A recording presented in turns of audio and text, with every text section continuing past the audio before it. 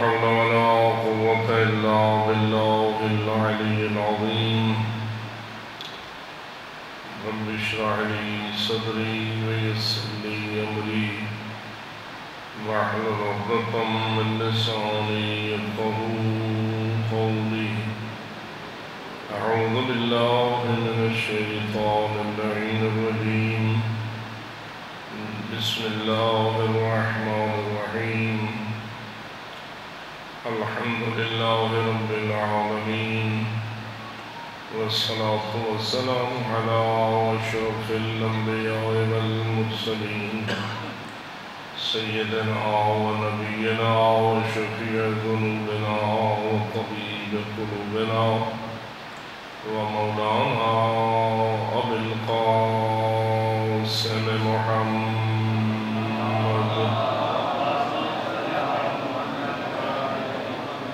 والصلاة والسلام على أهل بيته الطيبين الطاهرين المعصومين الغر الميامين المنتجبين المكرمين الذين قال الله تعالى في شانهم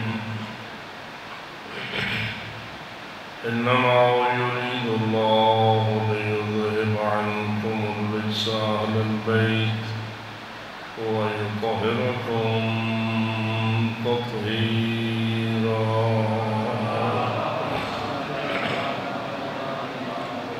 ورحمة الله على أحبابهم وأصحابهم وشيعتهم ومواليهم أجمعين ولعنة الله على أعدائهم مدعوين من يوم عداوتهم إلى أبد الآبدين أما بعد فقال الله تبارك وتعالى في كتابه المبين وخطابه المتين بسم الله الرحمن الرحيم يا أيها الرسول بلغ ما أنزل إليك من ربك وإن لم تفعل فما بلغت رسالته والله يعصمك من الناس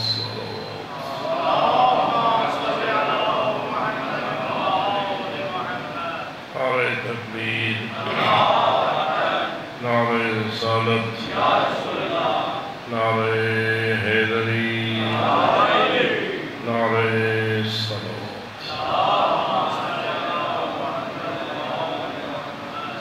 بارگاہ عالیت میں التجا ہے باپ کے محمد و آل محمد علیہ السلام آپ سب کی پرخلوص عبادات قبول اور منظور فرمائے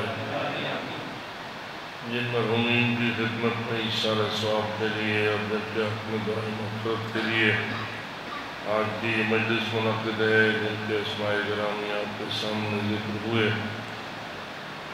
رب غفور رحیم انہیں مغفرت کاملہ سے سرفراز فرمائے ان کی زندگی کی تمام نیکیاں قبول اور منظور فرمائے ان کی قبور کو نور ولایت سے منور فرمائے اور آخرت کی ہر منزل میں انہیں ان پاک ہستیوں کی شفاعت نصیب فرمائے۔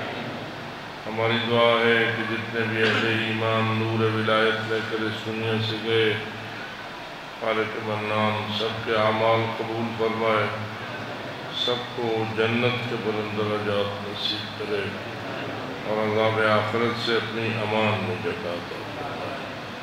اپنی دعاؤں کی قبولیت کے لیے بآواز بلند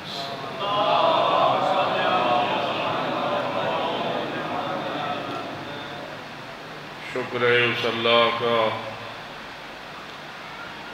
جس نے ہمیں اپنے اس دین حق کی معرفت نصیب فرمائی جس دین حق کی ایک اہم ترین بنیاد اس نے ولایت آل محمد کو قرار دیا۔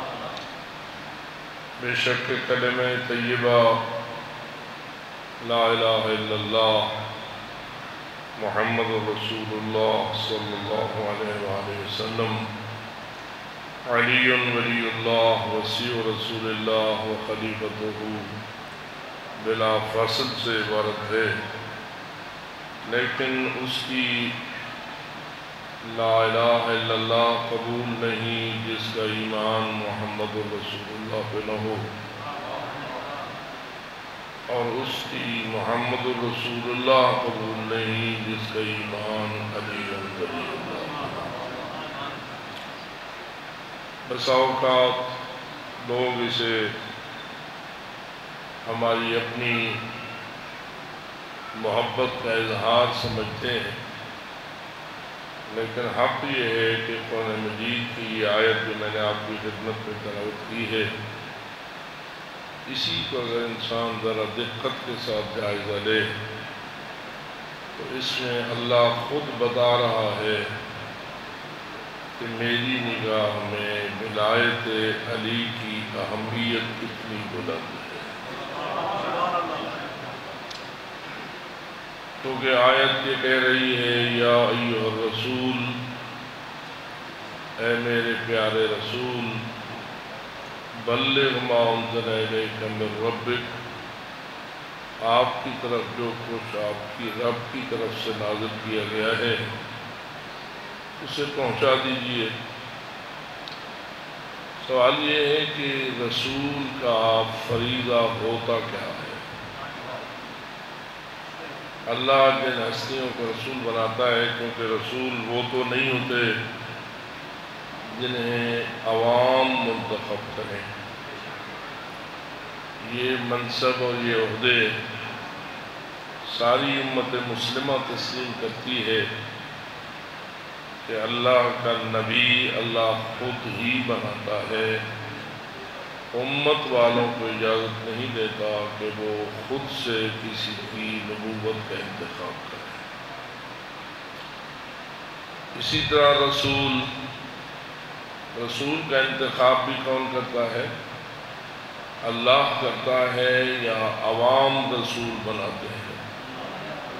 جی، یہ بات اپنے کام پر بڑی قابل غور ہے کہ لوگوں نے اگر یہ فیصلہ کر لیا ہو کہ نبی یا رسول بنانا عوام کا اختیار ہے، تو یہ کس کے اختیار پہ ڈاکہ ہوگا؟ اصل اختیار کس کا ہے؟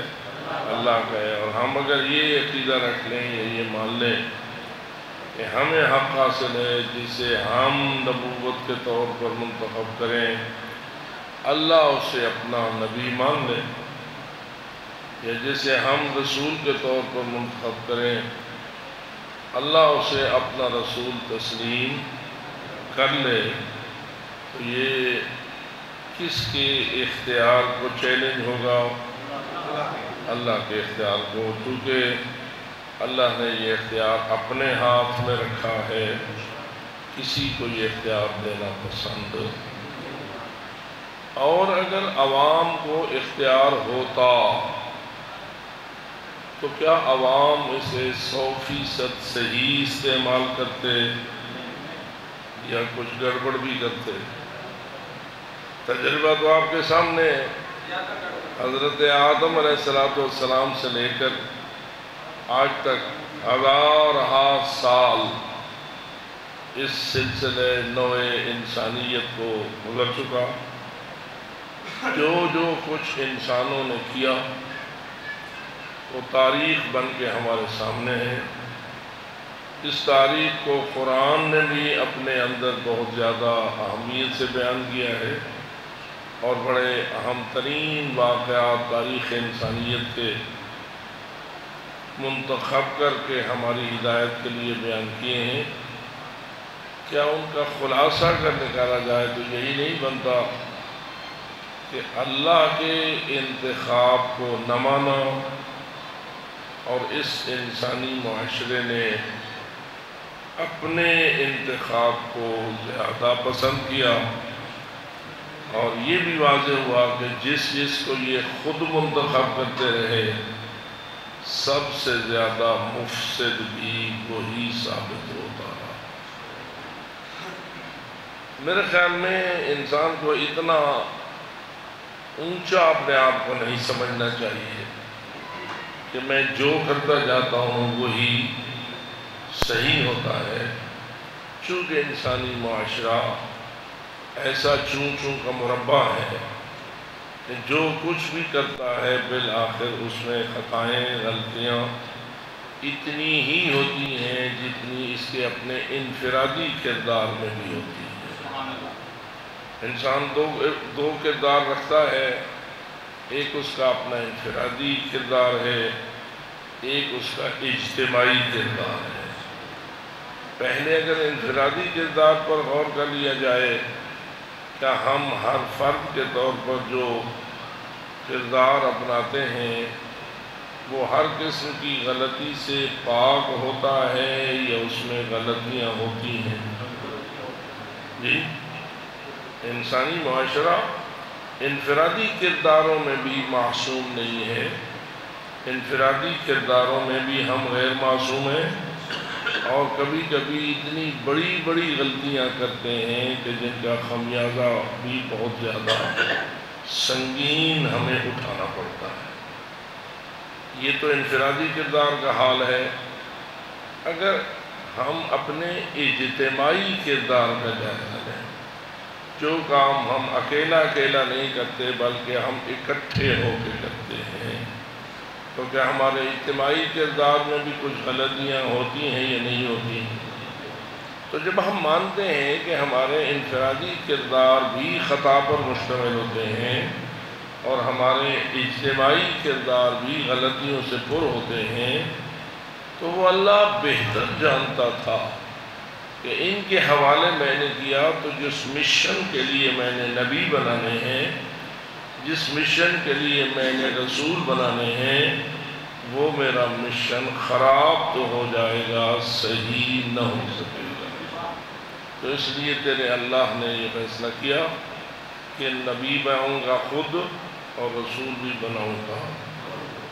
1,24,000 نبی بنائے، کوئی ایک نبی بنانا بھی عوام کے اختیار میں نہ دیا۔ 313 رسول بنائے تو ان میں سے کسی ایک کو رسول بنانا بھی اختیار میں عوام کے نہ دیا۔ اب رسول بناتا کیوں ہے؟ مشن کیا ہوتا ہے رسولوں کا؟ ذمہ داری کیا ہوتی ہے نبیوں کی؟ پریشان تو نہیں ہو رہے؟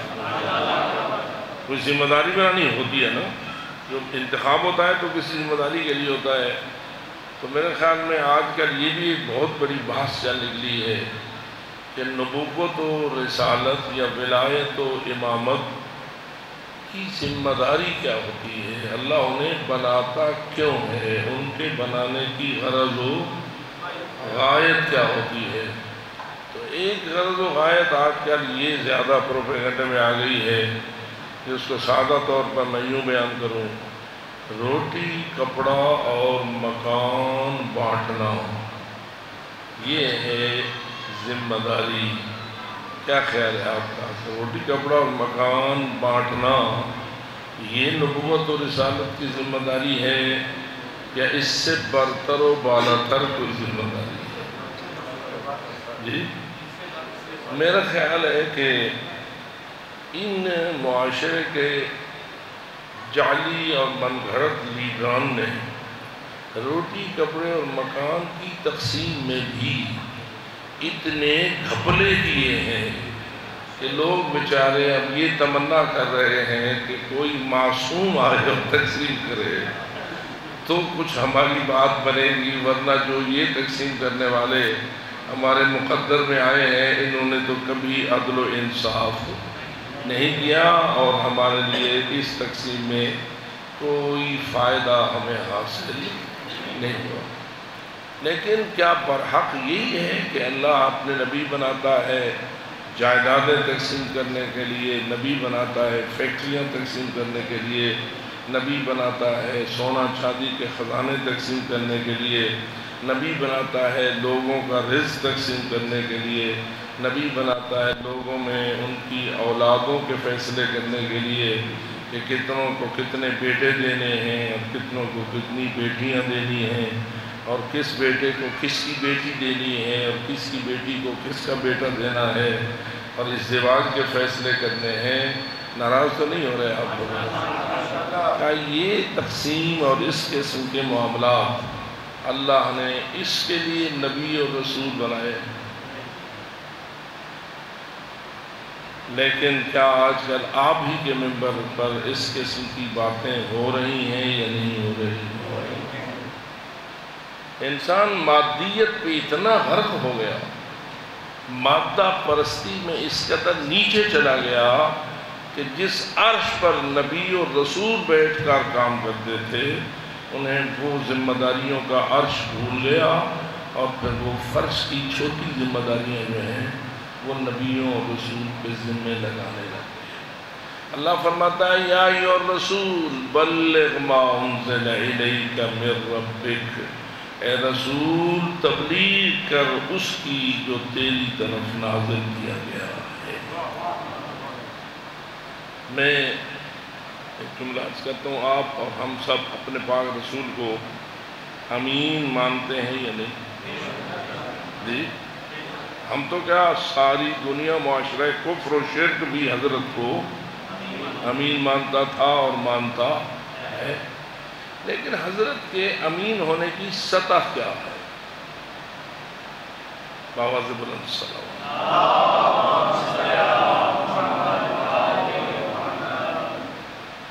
کیا یہ دنیا میں انسان بھی کئی امین ہوتے ہیں یا نہیں؟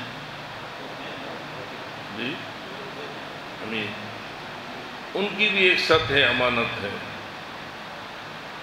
اسی طرح اولیاء اللہ کی بھی ایک سطح امانت ہے، نبیوں کو بھی ایک سطح امانت ہے، رسولوں کو بھی ایک سطح امانت ہے، اور ایک سطح امانت حضرت سید الانبیاء والمرسلین کی ہے۔ یہ امانت کے کوئی درجے بنتے ہیں یا نہیں بنتے ہیں؟ ہر کمال کے مراتب ہوتے ہیں، ہر صفت کے لیے مرتبے اور درجے ہوتے ہیں، اور کبھی بھی معاشرہ ایک ہی درجے پر ایک ہی صفت کا مالک علم ہے، اس کے درجات ہیں، حلم ہے اس کے درجات ہیں، شجاعت ہے اس کے درجات ہیں، سخاوت ہے اس کے درجات ہیں، حیا ہے اس کے درجات ہیں، ہر چیز کے درجات اور مراتب ہیں یا نہیں؟ دنیا باحیا ہو لیکن ہر باحیا کا مقام دوسرے بے حیا سے تھوڑا سا مختلف ہو سکتا ہے، کوئی اونچے درجے کا باحیا ہوتا ہے، کوئی چھوٹے درجے کا باحیا ہوتا ہے، حیا میں بھی فرق ہے۔ سخی کو لے لیجئے، حاتم کا بڑا نام ہے، لیکن کیا کوئی حاتم سے بھی اونچا سخی ہو سکتا ہے یا نہیں؟ تو یہ ہر کمال کے درجات ہوتے ہیں، امانت بھی ایک کمال ہے۔ اس کمال میں ہم اپنے اللہ کے رسول کو سب سے اعلیٰ مقام پر فائز مانیں یا نہ مانیں؟ اور اگر اعلیٰ مقام پر فائز مانیں تو وہ کون سی امانت ہے جو سید الرسل کے مقام کے مناسب ہے، عام امینوں کے مقام کے مطابق نہیں ہے؟ ذرا باواز بلند صلوات۔ کہا جاتا ہے کہ امین وہ ہوتا ہے جو خیانت نہ کرے، کس چیز میں خیانت نہ کرے؟ اگر اس کے ذمے جائیدادوں کی تقسیم لگائی جائے تو وہ خیانت نہ کرے، اگر اس کے ذمے سونا لگا دیا جائے اس میں خیانت نہ کرے، چاندی اس کے پاس امانت ہو اس میں خیانت نہ کرے۔ آیا خیانت عزت و ناموس میں بھی ہو سکتی ہے یا نہیں؟ کیا یہ ناموس جو ہوتا ہے وہ بھی کسی کے ہاں امانت ہو سکتا ہے یا نہیں؟ اور اس امین کو اس ناموس میں بھی خیانت نہیں کرنی چاہیے، ٹھیک ہے؟ جائیدادیں امانت ہو سکتی ہیں، پیسہ امانت ہو سکتا ہے، زر و جواہر امانت ہو سکتے ہیں، ناموس اور عزت امانت ہو سکتی ہے، لیکن کیا ان امانتوں میں کوئی متقی لوگ آپ ایسے پاتے ہیں کہ وہ اس میں صحیح امانت کے فرائض کو انجام دیں۔ دنیا میں کئی متقی ایسے ہوتے ہیں کہ وہ امین ہوں اور کسی چیز میں خیانت نہ کریں۔ ان کے ذمے اگر کوئی پیسہ آ جائے تو اس میں خیانت نہ کریں، ان کے ذمے اگر کوئی جائیداد کا آ جائے تو اس میں خیانت نہ کریں، کسی کی عزت و ناموس کے محافظ بن جائیں تو اس میں خیانت نہ کریں۔ یہ ہوتی ہے، یہ دنیا ساری خائن ہے جی۔ کچھ مثلاً سلمان جیسا بھی کوئی امین ہو سکتا ہے یا نہیں؟ ابو ذر بھی امین ہے یا نہیں؟ عمار بھی امین ہے یا نہیں؟ میثم تمار، ان کو فقط آپ ایک لفظ صحابی کے طور پر جانتے ہیں یا ان کے کچھ درجات و کمالات بھی ہیں؟ اگر کہا گیا ہے کہ سلمان منا اہل البیت، تو سلمان کے کمالات اتنے بلند ہیں کہ رسول فرماتے ہیں یہ ہم اہل بیت ہیں۔ میں یہ پوچھتا ہوں کہ وہ کون سا فرق ہے جو سید الانبیاء کی امانت اور عام لوگوں کی امانت میں ہے؟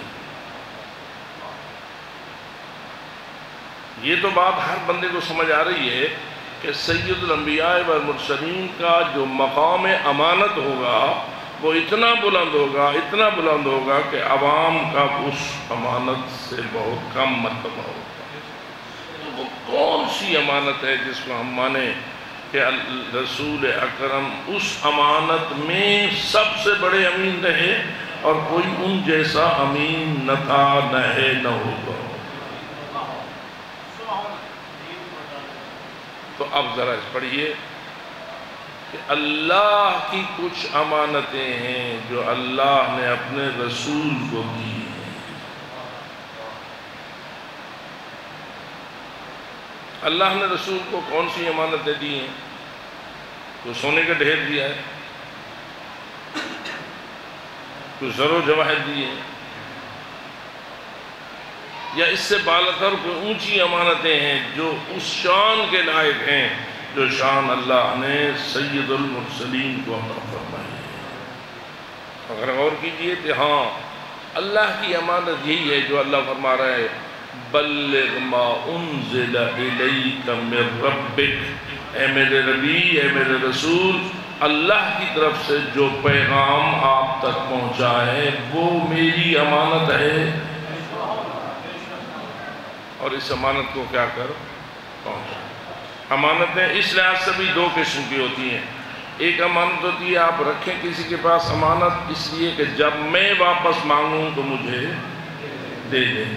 ایک امانت ہوتی ہے کہ یہ امانت آپ کے پاس ہے، آپ اسے فلاں تک پہنچا دیں، دوسرے تک پہنچا دینے والی بھی ایک امانت ہوتی ہے۔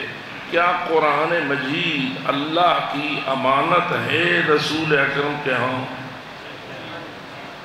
جی، قرآن جو اللہ کی طرف سے نازل ہوا یہ رسول پر ایک امانت نازل ہوئی یا نہیں؟ کس قسم کی امانت؟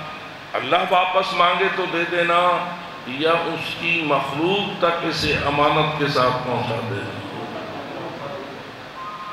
تو رسول اکرم نے اس فریضے کو بدرجہ اتم ادا کیا یا نہیں؟ 50% ادا کیا، 60% ادا کیا، 90% ادا کیا، یا 100% ادا کیا؟ 100% ادا کیا۔ اب آئیے غور کیجئے کہ یہ اللہ کی امانتوں میں سے وہ کون سی سب سے بڑی امانت ہے کہ جس کے بارے میں اللہ فرما رہا ہے إِن لَمْ تَفْعَلْ فَمَا بَلَّغْتَ رِسَالَتَهُ، اگر یہ امانت تو نے نہ پہنچائی تو تو نے کوئی رسالت کا فریضہ بھی انجام۔ اس کا مطلب یہ ہوا کہ جو پیغامات اللہ کی طرف سے پاک رسول پر نازل ہوتے رہے اور آپ کی ذمہ داری یہ لگائی گئی کہ میرے ان پیغامات کو بغیر کسی کمی بیشی کے اس مخلوق خدا اور اللہ کی اس امت تک پہنچا دو، اس کو اگر ہم دیکھیں تو وہ سارے پیغامات ایک درجے کے نہ تھے، ان میں درجوں کے اعتبار سے بھی فرق تھا۔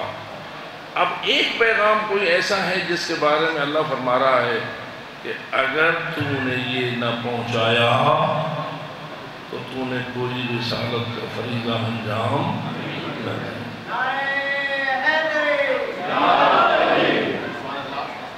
ویسے ذرا دوسری طرف سے دیکھیے، آپ پاک پیغمبر کے بارے میں کیا عقیدہ رکھیں گے؟ کیا اللہ کے لگائے ہوئے ذمہ داریوں میں رسول اکرم کوئی سستی کرتے تھے؟ جی، کوئی ایک ذرہ بھر کوتاہی؟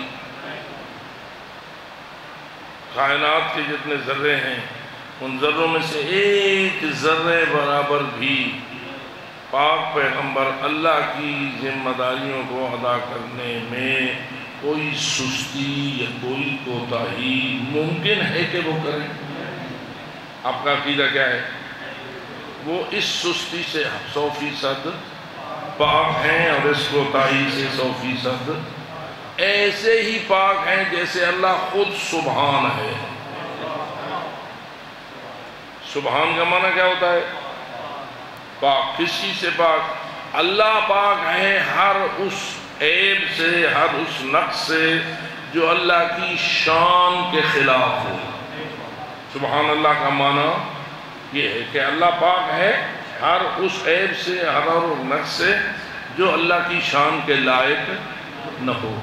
کیا رسول اکرم بھی اس طرح پاک ہے یا نہیں کہ رسول بھی ہر اس عیب سے پاک ہیں جو رسالت کی شان کے لائق نہ ہو؟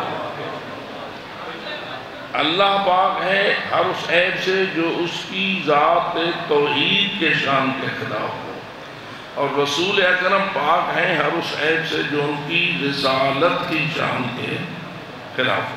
اور رسالت کی شان کے کیا خلاف نہیں کہ وہ اللہ کے کسی پیغام میں سستی کریں یا اس کے کسی پیغام کو پہنچانے میں کوتاہی کریں، تو وہ ایسا ہو ہی۔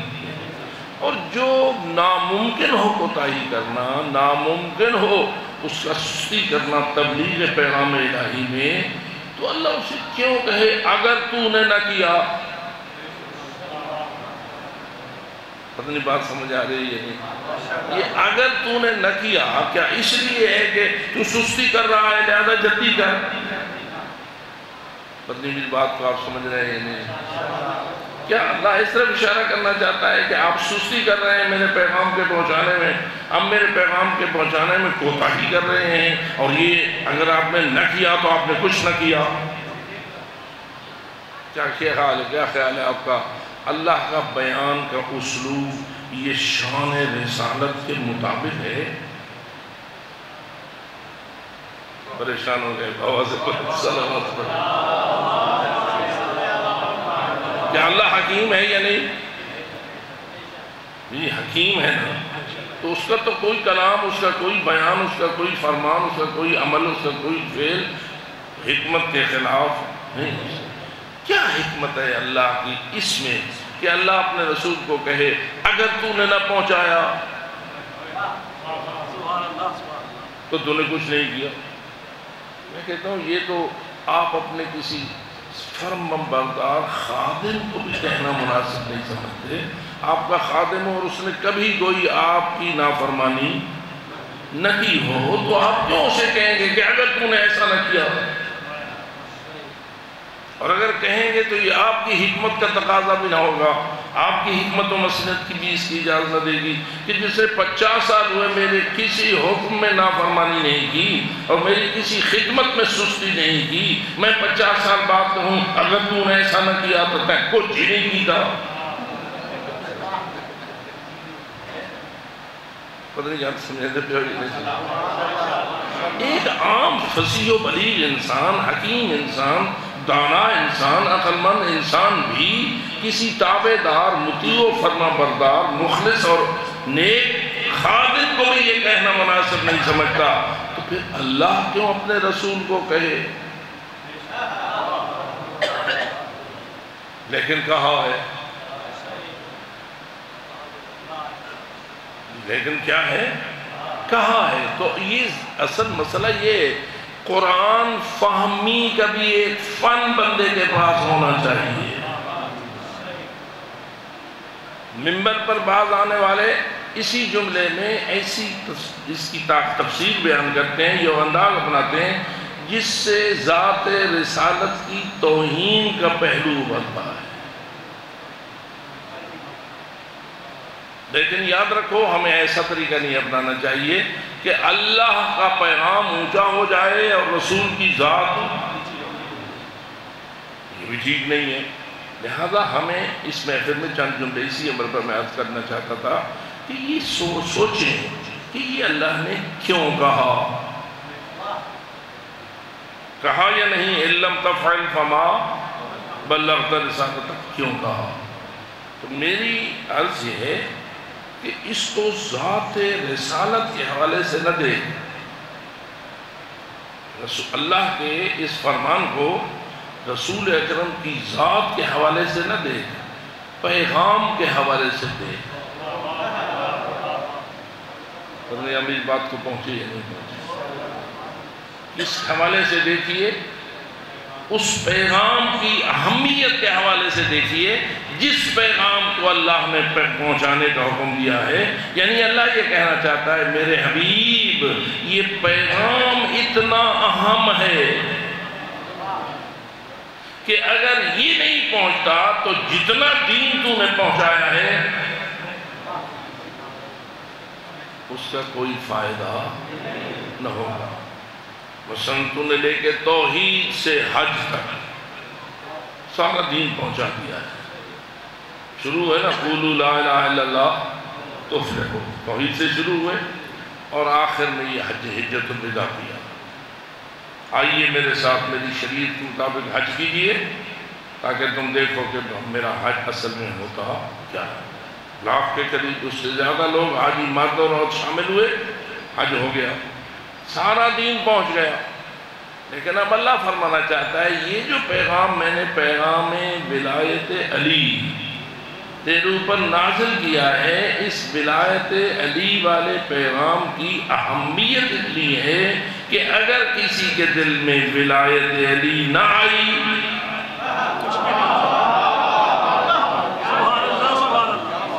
کسی کے دین کا ایک جز ولایت علی نہ بنی، فما بلغت رسالتا، جتنا دین تو نے پہنچایا ہے پھر اس کا کوئی اسے فائدہ۔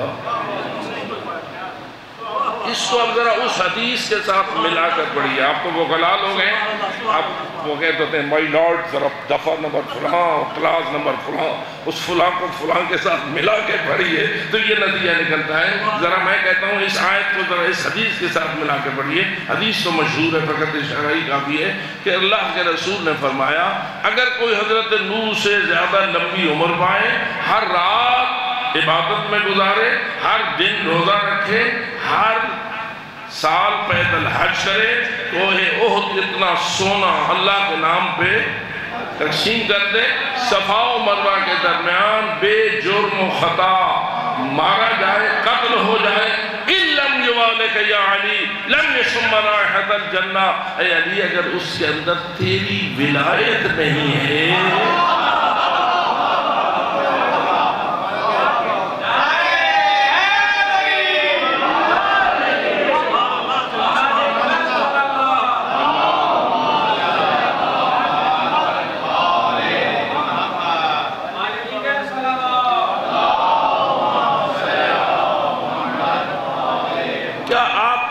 توجہ کے ساتھ یہ سمجھ چکے ہیں یا نہیں؟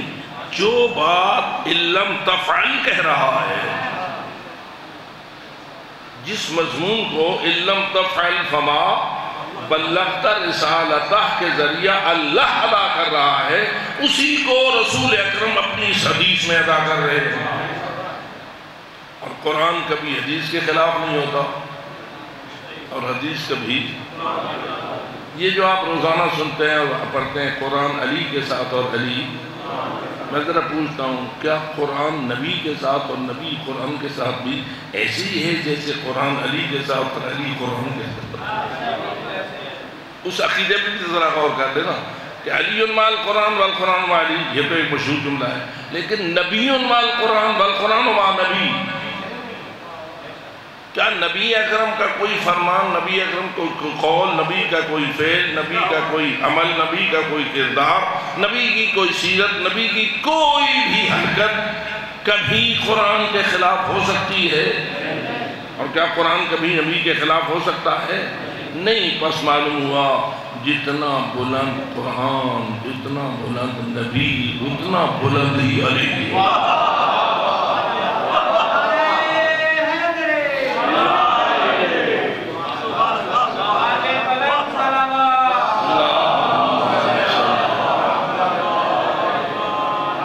تو بس میں یہ سمجھانے کی کوشش کر رہا تھا اور امید ہے کہ اس میں کامیاب ہوا کہ لوگ اس جملے کو ذات رسول کی طرف متوجہ کر کے یہ کہتے ہیں کہ اگر تو نے ایسا نہ کیا تو تو نے کچھ نہ کیا. نہیں باپ، رسول کے بارے میں نہ سوچ، پیغام کے بارے میں سوچ کہ ولایت علی یعنی من کنت مولا ہو فہذا علی مولا والا. پیغام اتنا اہم ہے، اتنا اہم ہے، اتنا اہم ہے کہ اگر یہ نہیں پہنچتا تو یا رسول اللہ آپ نے جتنا دین پہنچایا ہے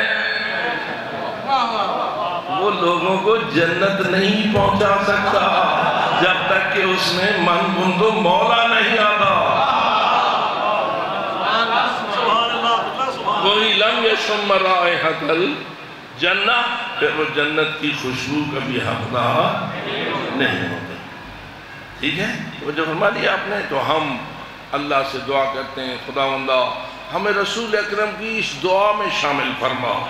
کون سی دعا؟ جو من کنت مولا ہو فہذا علی المولا کے بعد رسول نے ہاتھ دعا کے بلند کیے اور یہ دعا مانگی کہ اللہم وال من والا وعاد من عادا. اے اللہ تو اس کا دوست بن جو اس کا دوست. یا دوسرے الفاظ میں تو اس سے ولایت رکھ جو اس سے ولایت رکھے، اور تو اس سے عداوت رکھ جو اس علی سے عداوت رکھے. ہم اللہ سے دعا کرتے ہیں خداوندہ ہمیں اللہم وال من والا ہمیں شامل فرما. الحمدللہ کہ ہم اگرچہ تو نے ہمیں اس 14वीं-15वीं صدی میں بھیجا ہے اور وہ واقعہ آج سے 1400 سال پہلے کا گزر گیا ہے، لیکن جتنا اس زمانے میں ہم تھا اتنا آج بھی ہم ہے اور اتنا